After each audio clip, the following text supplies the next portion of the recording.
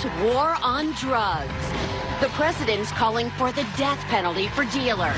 These are terrible people, and we have to get tough on those people. But is he ignoring a bigger problem? Facebook under fire. The social media scandal that collected private info of over 50 million users. Is your account safe? And Vice President Mike Pence's daughter Charlotte is live on The View. How her best-selling book, A Day in the Life of the Vice President, is sparking a social media sensation. Let's fire up Hot Topics with Whoopi, Sarah Haynes, Joy Behar, Sunny Hostin, and Meghan McCain. Now, let's get things started.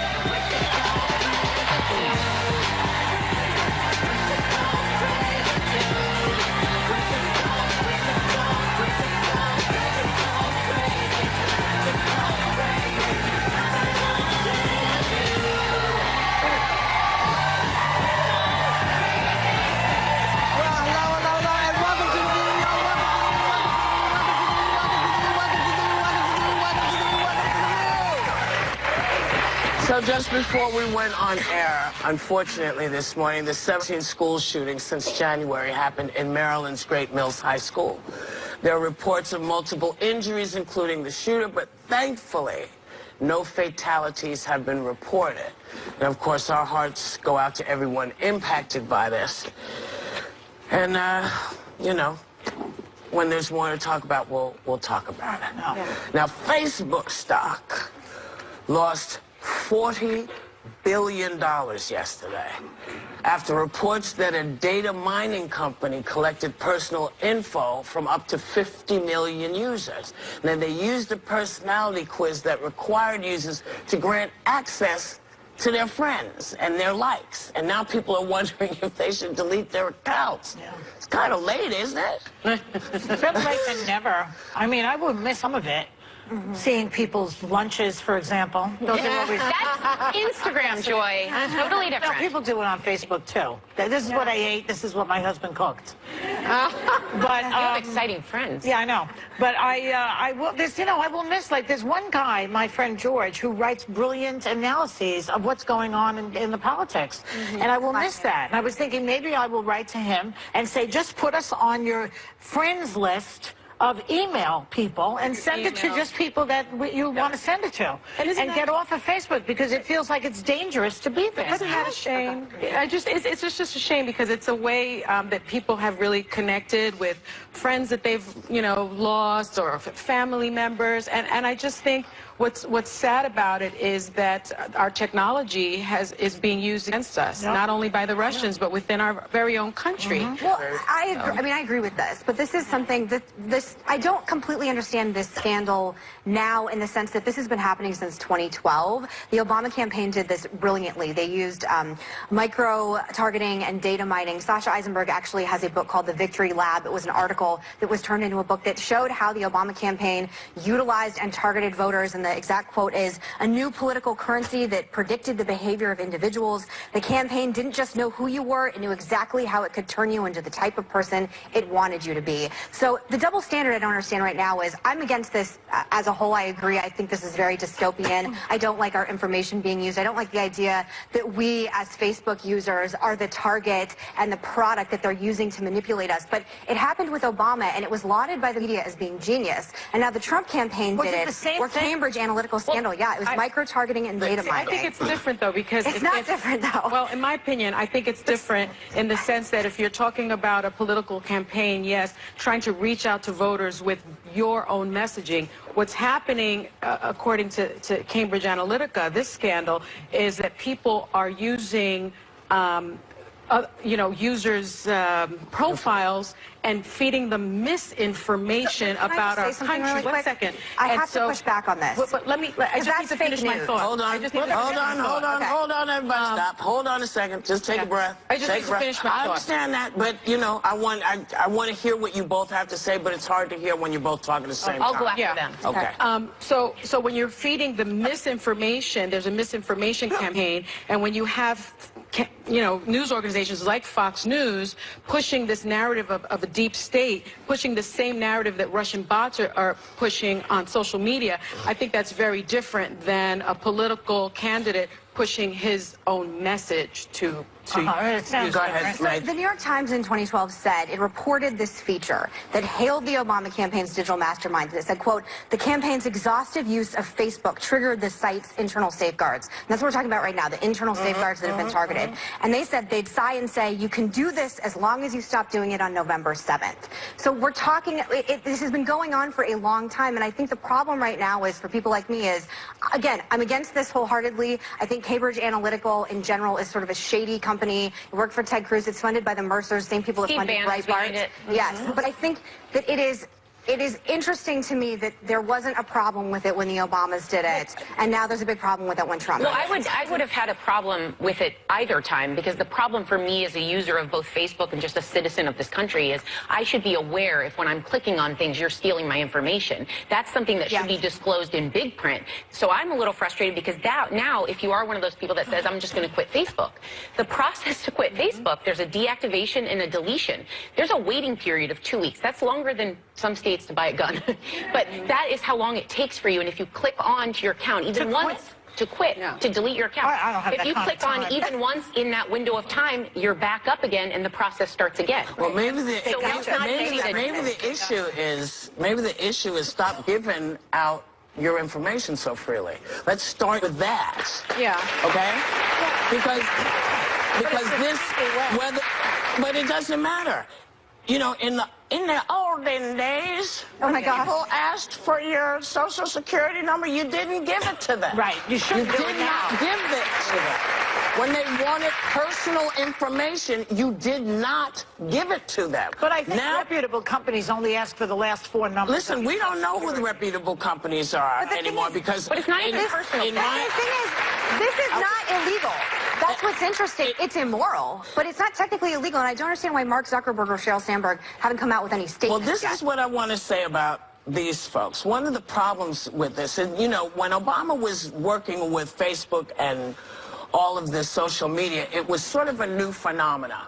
People wasn't stealing people's profile. Well, which is what is being accused But again, here. to go to Megan's point, one of the reasons it was being lauded was because it was a way to reach the young people who were using social media. No one had done it before. So that's, I think, why people have a different feel for it. But the problem with this thing, and I think why it's getting all of the... Thank you. All of the attention it's getting is because Cambridge, this company, partnered with a psychology professor who misled the Facebook users with a pop quiz that once you signed on, he had access to your data. I think he stole it. I think there was a different technique, and so I think the difference is, you know, 8 years ago, and not however long it was ago, people had a different, because it was like, ooh, this is really interesting. I will say, comes under the... Facebook has a huge problem with conservatives, though. They actually had to have a summit where 4 of my friends had to attend and basically explain to Silicon Valley what was going, like how Republicans' brains worked. They have a lot of issues across the board with how they're... I didn't go. They didn't invite me. I mean, I don't know, but I'm just saying Facebook in general, there's a lot of PR problems with a lot of people, and I think when your stock is plummeting in the way that this is, and people, all of us here at this table, everyone in this room understands that your information, you are the commodity, and they're going to use you and all your personal information to weaponize in one way or another. And that is very dangerous, and it goes into all the conversations we have about cybersecurity and what role the government has in making this illegal. Well, what I was going to say to Wolfie's point is there was a time where people ask you to click on, you know, send money to Nigeria or a prince and those types of things. I'm like, come on, don't do that. But this one will ask you, like, which Sex and the City character are you? And you click on it because you want to be Samantha or something, and like then they go through you. So you're not giving them stuff. That's the part that I can't believe. They're manipulating the information, and that's how they're stealing your profile. And then they're feeding you and your friends, by the way, and your friends, betraying and then they're feeding you misinformation that isn't aligned with your personality. And so people are saying there is a deep state, and you believe that. Stop doing it. Stop clicking on everything. Well, now it's such a good quiz, Whoopi. You know, I think it's now people know. But we've known for, I mean, you just made a great point. You know, people say, hey, There's this Nigerian princess asking you to give him $2,000. He's gotten a lot of money from people. He's gotten a lot of money from people. Right. 19 people tell you don't do this thing because this is fake. And people say, oh, no, not me. I mean, I would know if it was fake. Don't click this stuff. Yeah. You know enough. You have enough information. Stop clicking. Stop clicking. Do you think that will happen? Is that the answer? Because something like 74% of Americans get their news from but Facebook. You know what? At some point, you're going to have to make a decision. Do you want people all up in your stuff? If you want people all up in your stuff, keep clicking. If you don't, make a decision that you're going to take some of this back, because this is not going to get better. Yeah. It's just going to continue to get worse. Here's an idea. How about this? Regulate. Talk to your friends. Call somebody. We'll be right back. Not get carried away. Still ahead, will the president's war on drugs target the epidemic of addiction that's coming from legal pharmaceuticals? This week, The View springs into Hot Topic. So let's get to it. Whoa! Plus, Jenna Fisher and Oliver Hudson hit the table. And if you're Luke Skywalker and you just got a star on the Hollywood Walk of Fame, where do you go next? Love you. That's right. This week on ABC. Still ahead, Vice President Mike Pence's daughter Charlotte is giving you an insider's view of the White House you've definitely never seen before.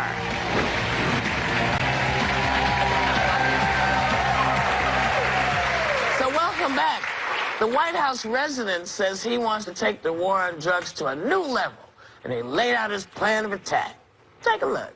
These are terrible people, and we have to get tough on those people, because we can have all the blue ribbon committees we want, but if we don't get tough on the drug dealers, we're wasting our time. Just remember that. We're wasting our time. And that toughness includes the death penalty. So how is that going to work with all the legal drugs that the opioid thing is about? Since I guess they just figured it out that there was an opioid problem. But he's such a simple thinker. It's like his solution is build a wall, lock them up, kill them. And he never understands what causes an opioid addiction, what makes people commit any kind of crime. He never goes beyond the superficial. He's incapable I do of agree understanding anything that's not right in front of him. And he loves, we all know that he loves a dictator. So it's like maybe they do this in the Philippines. I don't know. I think possibly. They do. Duarte is his idol. So they do it there, so we should do it here. Yeah. Well, it's just... I do agree that people are awful for doing this. Yeah. They are feeding to an addicted community. But I think this is such a layered issue. You've got big pharmacy. You've got doctors who are in. There's also some fault there with people overprescribing things. The problem is right now that the modern day epidemic, it used to be a street drug. Now it's something that your medical professionals are saying, you should take this. And I trust my doctors. So if they say that... But for how long? So should we get... I'm just saying that's where they're starting. This is a pain industry. They're treating pain with these opioids that there isn't a lot of science proving that it even reduces your pain, and then people are hooked, and they end in needles. So what it's a problem. What is he saying? I mean, should doctors now get the death penalty? I mean, if you look at the stats, there are doctors increasingly facing charges for patient overdoses, and the number of doctors penalized by the DEA has grown more than fivefold in recent years. So the suggestion that you attack the opioid crisis, which, by the way, has been going on in the African-American community for 30 years, so I don't know why now it's a crisis and it wasn't a crisis then, but the suggestion somehow that that's how you solve a crisis just shows how backwards his thinking is, and it just shows that he doesn't understand policy. Well, yes. The one thing I will say is if we're talking about like kingpins, like El Chapo or Pablo Escobar, like, lock them up. I don't think that's what he's talking about. I'm reaching here, okay? But I will say that for me, I think culturally, I come from a family of addiction. I think we need to have more compassion culturally in general for addicts, for this disease, for why people come to a place in their lives where they feel like that's the only place they can go to. There's a big problem, especially in veterans communities, with being overprescribed with PTSD, and that's more the focus I would like to go to. Well, I mean, you would think that, because I believe his brother had some sort of issue with drugs. Freddie. But, the whole idea that we are not looking at the fact that all of these things go on a personal basis. You know, when you bring up alternatives, and I'm not going to say what I'm talking about, but there are alternatives to some of these drugs that are not so harsh on the body, that don't addict you. But I think people just, it's easier to say, well, yeah, you know, they're all bad people. They're all selling these drugs. They're all doing this. When in fact, you know, a lot of these people have been addicted because they're taking the medication. They don't know what, I don't know, anybody here read the side of your bottles, of what you're supposed to do and not do when you take a pill? 90% of the people don't know, so they don't know that they really do mean 8 hours. Don't take another one. You know, if you're in pain, call your doctor. But that goes but it doesn't, but people don't, you know, there's a big disconnect. But what you're describing is personal responsibility, too. Yeah, read the small print. Try to understand what you're Well, I supposed think to that's do. where the layers come. It's self-advocacy is huge. Yeah. The doctors and the big pharmaceutical companies. The problem is, one part I take issue with is the big pharmaceuticals. There's a lot of money being lobbied into the industry that's pushing even doctors' hands into doing this. They're paying for conferences to teach doctors to push their medicine. I know, but so it's like, you know what? It's like smoking. We now know it's dangerous to smoke, and if you start lighting up, it's your problem now. But I think you're sometimes- part of the equation. But sometimes if you've had like a surgery and they're giving you this and you're on pain medication, I do think one of the things you're pointing out that's important to, I think, most of us at the table, I believe, when you're talking about especially like marijuana laws, when you're criminalizing people for having a small amount of pot when it's legal, and it's because, and by the way, in 5 years it will probably be legal entirely across the country, our even impression of, you know, prescribing and taking a Vicodin versus possibly using cannabis oil or in one way or another, I think is totally crazy, totally out of whack with where we should be, especially with cancer patients right now, especially in general. Like, I don't understand why it's so stigmatized, marijuana and cannabis. I don't understand it when it would just, some people seem more comfortable prescribing OxyContin or It's linked to Vicodin. anxiety. Because it's the old war on drugs that didn't work then, and it disproportionately affected people in the Latino and the African American communities. And when you listen to a Donald Trump sort of trying to do the same thing that didn't work, it's amazing. And I think it's sort of dog whistle politics, because he's saying put them in jail, you know, give them the death penalty. He's thinking about a different profile of a drug dealer. Well, he's thinking. Well, he's not, because he doesn't know what he's talking about. And that's the problem. That's the problem. We'll be right back.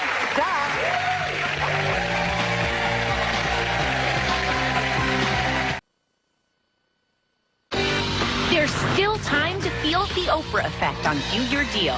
We partner with vendors for at least half off O Magazine's latest batch of favorite things. So get to viewyourdeal.com now.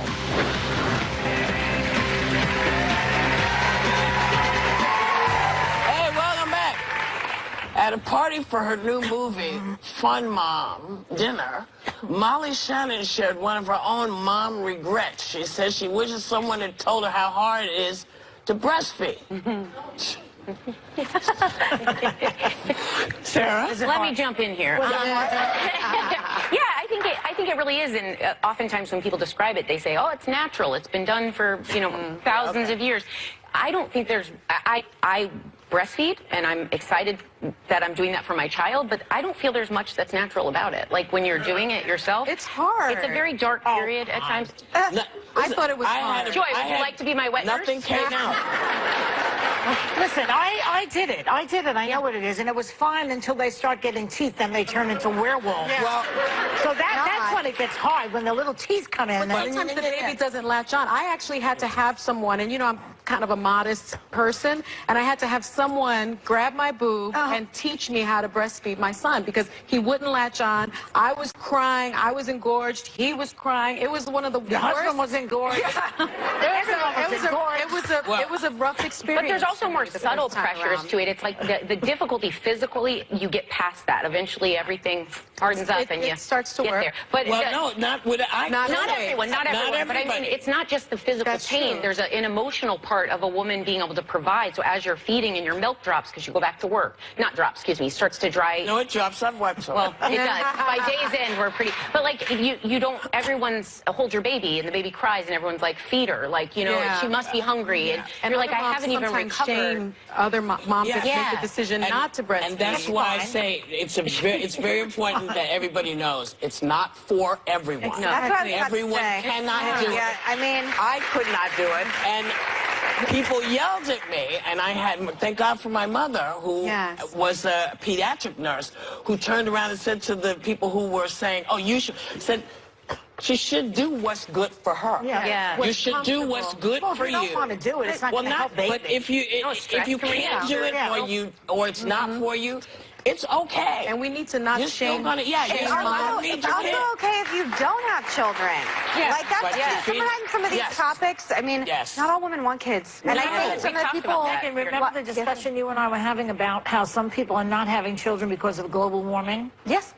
People are not having children because the world is so scary now. Scary, Megan, about having kids. But you know what? In all sincerity, like I'm petrified of having children, and I'm 33. I'll be 34 in October, and I feel like I'm pressing the snooze button on everything related to children in any way, because I wish there was something in my body that I wish this clock that I don't think I have exists, because you're giving up your body, Sarah, right now. You're talking to me about, you have to breastfeed here in the studio, you have to leave, you are so dedicated, every mom is, to your children, and your life will inexplicably change. And that's petrifying. But I think you have adopting also, Megan. You've talked about adopting, which is a wonderful option. One point I'd like to make, though, you don't have we did not choose to have our babies for what they are now, although some people love this newborn phase. We did it for the family we want tomorrow. So it's kind of like a temporary state. Yeah.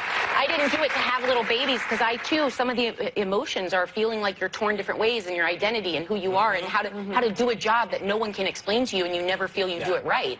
But we did it because my favorite memories are my family, our holidays, our vacations, and I want to have my own little people that we go and hang out together and have memories. And it's so much fun. I have to say, though, Sarah is like, I know that you're in the thick of it with breastfeeding, but I walked into her dressing room the other day to have just a conversation. So she's pumping, and I'm like, oh, I'm so sorry. I'll come back. I'll come back. And she's like, no, it's fine. And she was so natural about it. And I think I stayed in your room for like 30 minutes. We had a full conversation. She's like, are you uncomfortable? I was like, well, a little bit here, but like, this is fine. And so you've been able to really... But the thing about bringing children into the world, it's a really awesome responsibility.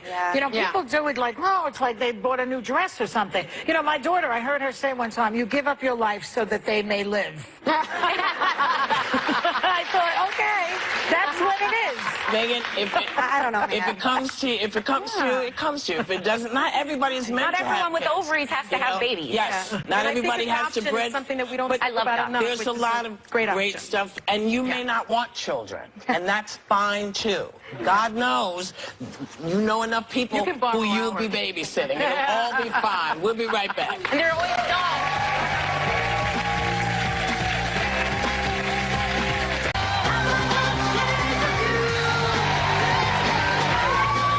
Okay, so welcome back.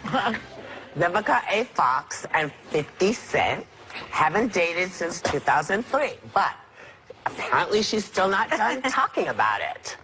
And an excerpt from her new memoir was posted online where she describes sex with him as PG-13. Now, 50 Cent responded on Instagram, posting, I'm waking up to this. That was 14 years ago. Who does this? Makes a point. PG-13 with a rapper. That's pretty. But who wants to hear that story? It's PG-13. Why is she still talking about it? Was it that great? No, it was PG-13. That's why I don't understand. I don't get it. 14 years and you're still talking about him? Yeah, she should move on. Is she dating other people? Like, why is this the go-to? I like the idea of talking about the past loves and things.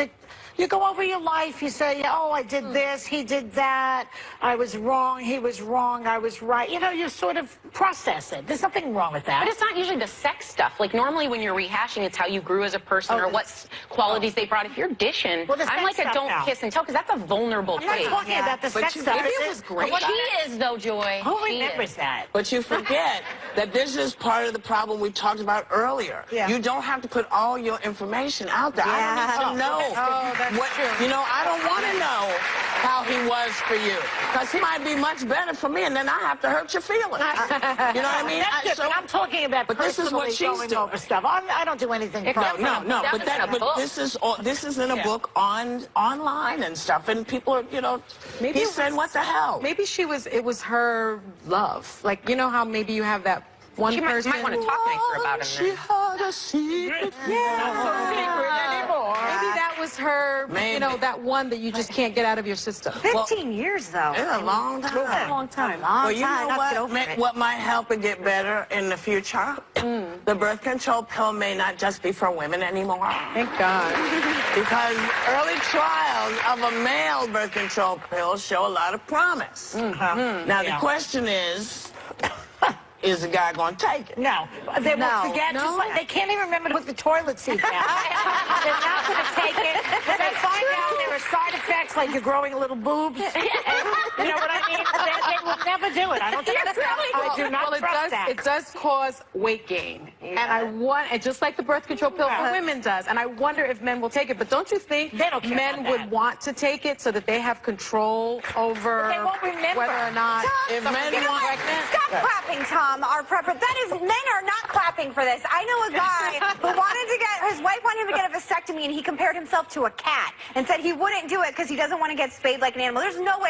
I'm with Joy on this. There is no way they men are won't do taking it. the pill.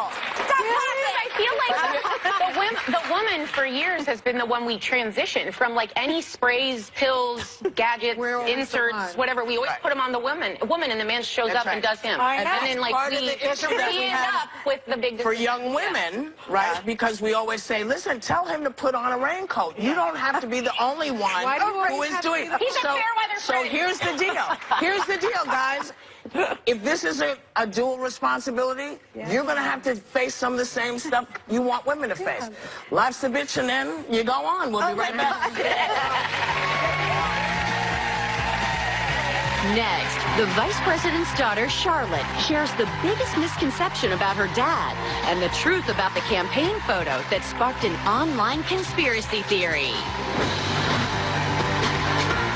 Speak your mind fearlessly. Hold nothing back. That's what these women do. We seem to demonize each other so much. When John McCain had a cancer diagnosis and came back to the Senate floor in a powerful moment, and I crossed the aisle and hugged John McCain. I feel that I should hug a Republican today. I think that... There's one right here. And that's why the hottest political exclusives happen here. If you're a Republican and you want to make news, come on this show. Thank you. It's all happening right here on The View.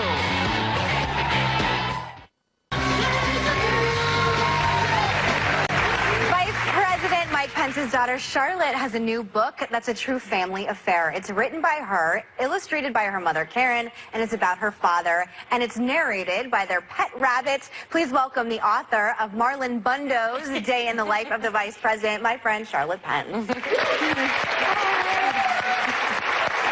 Thank you so much for coming on. Thanks for having me. This is so fun.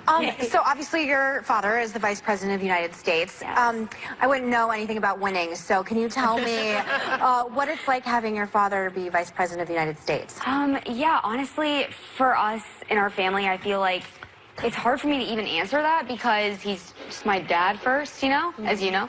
And so I think that part of that is, you know, it's always been a job he's had almost my whole life in politics. And so really, he's just my dad at the end of the day. Do all you kids of politicians know each other? No.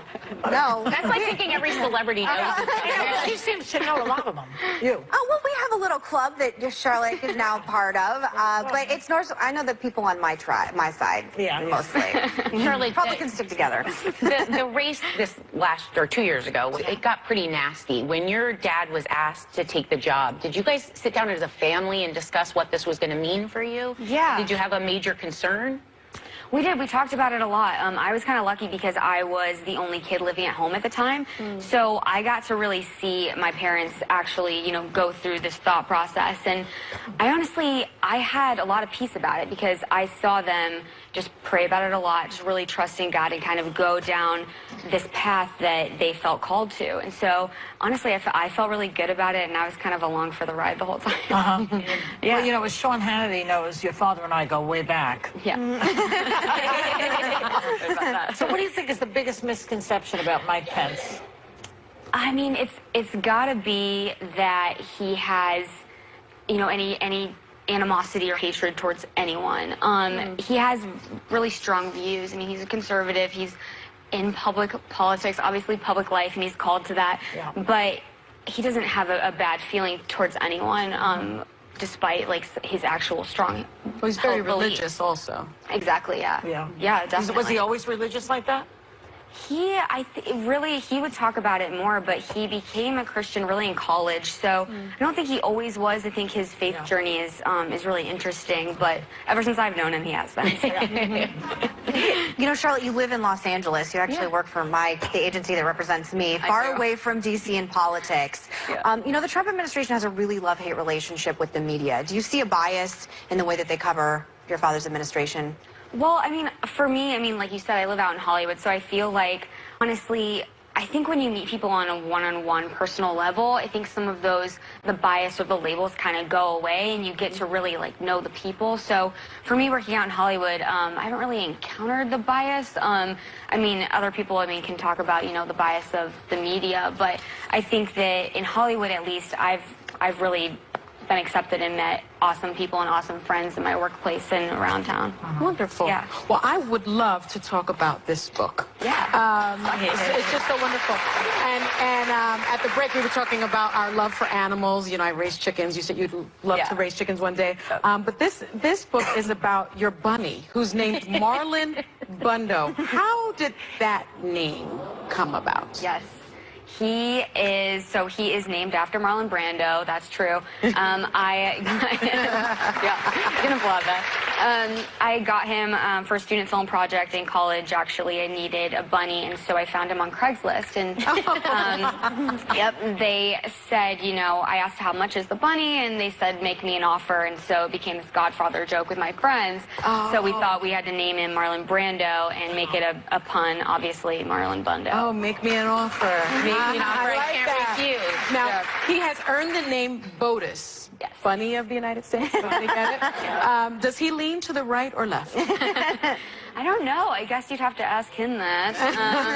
I think he kind of, hops down the middle of the aisle. He's a bit Brings Switzerland people in there. together. Yeah. There are perks to being Botus, right? What are some of the perks? Yeah, well, he lives in the Naval Observatory with my parents, which is talked about in the book. And he's actually gone to some events and gotten to meet military families, and we're going to be going on the book tour to bases all around the country that will be meeting a lot of people there. Wow. And you know what? Joy, you're going to be interested in this. He has his own Instagram account with over 21,000 followers. Oh, like Is that more Bernie. than Bernie? I think it's more than Bernie. Well, Bernie Behar at Bernie Behar's on Instagram. Yeah, I know. You guys can follow each Well, other. he has 13,000. That's pretty good. Yeah, it is really good. good. It is Really good. He's More than coming me. up. Yeah. 21. How long has the bunny been on Instagram? So right after the inauguration, we got It's him. a long time, Brett. Yeah, so it's great. Not that I'm competitive at all. Yeah, so it's been fun. Where's the bunny? Bring We him get to out. meet the bunny right now, actually. Oh. No, wait, we don't want to scare him, so you guys really light applause or just snap. One of the two. So, Whoopi, come on out. You don't seem that excited. Can't you let him out of that thing? I can make No, Whoopi. Charlotte, you know this is all. I know what I'm supposed to do. I'm supposed to get over there. But you guys were talking backstage, I heard. Well, we had a very good conversation because I do speak bunny. Marlon. How old is Marlon? He's 5. Oh, Yeah, he's up to really? 5. And I was asking, that's okay. I was asking what plans Marlon had for, because his big Easter thing is happening. Oh, nice. And so he was just saying that, he was just hanging out. Adorable. So sweet. What is going to be with the family. Oh, he's just so cute. He's doing his thing. And he's doing his thing. Yes. He says he's not a fan of chocolate, though. Uh-oh. Well, that's probably good. Well, they deliver it. They don't eat it. Well, Well, Marlon, that's why. Yeah. But he doesn't like He's too much. He works around it all the time, Marlon's the focus of the book. Your mom also illustrated the book. Tell everyone about it. It's really sweet. Soft. Sorry, I got distracted by No, I know, this is very... What's the book about? So the book is literally a day in the life of the vice president. So we wanted to make it historically accurate and educational, but it also has a personal side to my dad, obviously, because Marlon follows him around all day. He does? His day. Yes, not in real life in the book. Oh, in the yeah, not. Because my in dad real life, actually there's a lot of hanging out. droppings in real life. Yeah. He has not been in the Oval Office. He was very... See, he Turned on me. doesn't like making jokes about him. See, He just realized which one you were. He just turned on me. But what's nice about the book is that your mom illustrated it, and the illustrations are gorgeous. Yeah. And their proceeds that go to human trafficking, correct? Yes, yeah. I'm donating a portion of the proceeds to A21, which is an organization that fights human trafficking. And my mom is also donating to charity. Amazing. Charlotte, thank you so much for coming by, and thank you, Marlon Bundo, for coming by. Members of our audience are going home with a copy of her book, Marlon Bundo's Day in the Life of the Vice President. We'll be right back.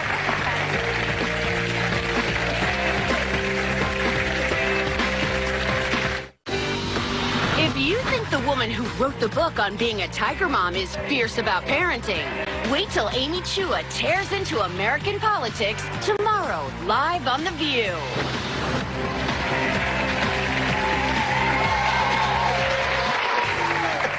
Sure. You looked really comfortable with the bunny. That bunny knows I'm not a Republican. That bunny was out to get me. Well, you made fun of the bunny. You made fun of the bunny, and the bunny said, "What?" I just said mess that you what's up. natural that they have droppings. We all know that. And really, who doesn't? You know what? Thanks for coming. Thanks for watching, or vice versa. We want you to have a great day and take a little time to enjoy The View.